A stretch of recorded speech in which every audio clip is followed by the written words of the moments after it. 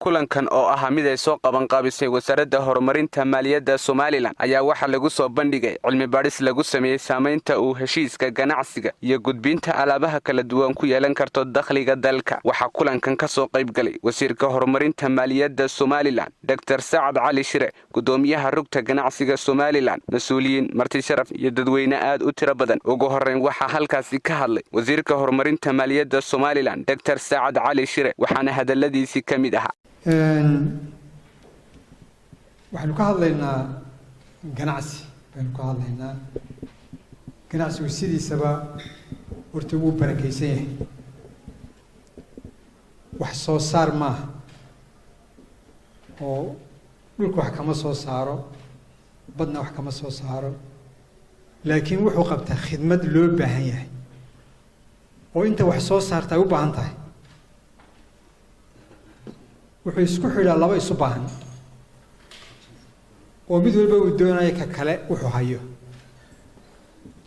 marka waa khidmad loo baahan yahay, haddii aanay jirin ay kala xidhiir furmanayaan, ciddii wax isweydaarsan lahayd ee mid walba waxa uu ka kale u baahan yahay.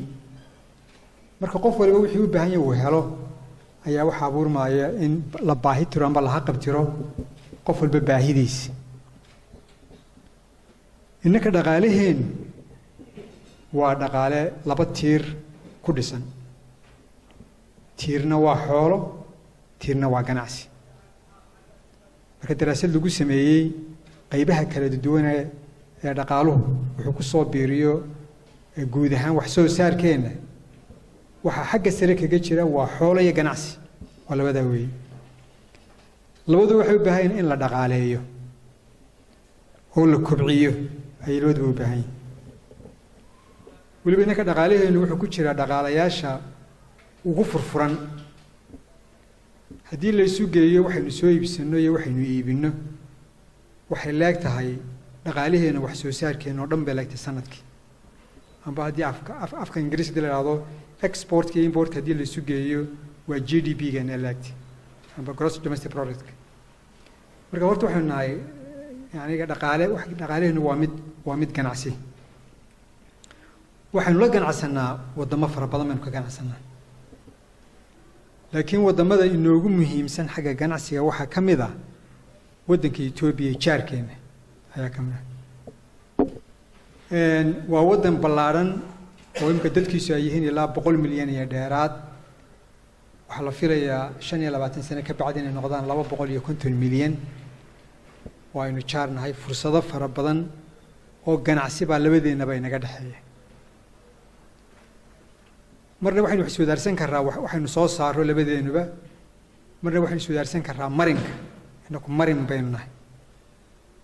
imika insha allah biidnillaahi kariim dekeddaas markay noo dhisanto la ballaadhinaayo ee free zoneka aynu samaysano ee waddadaa isku xidhaysa Wajaale iyo Berberi noo dhammaato, waxay noo furmi doonaa albaabo fara badan noo furmi doono ganacsi.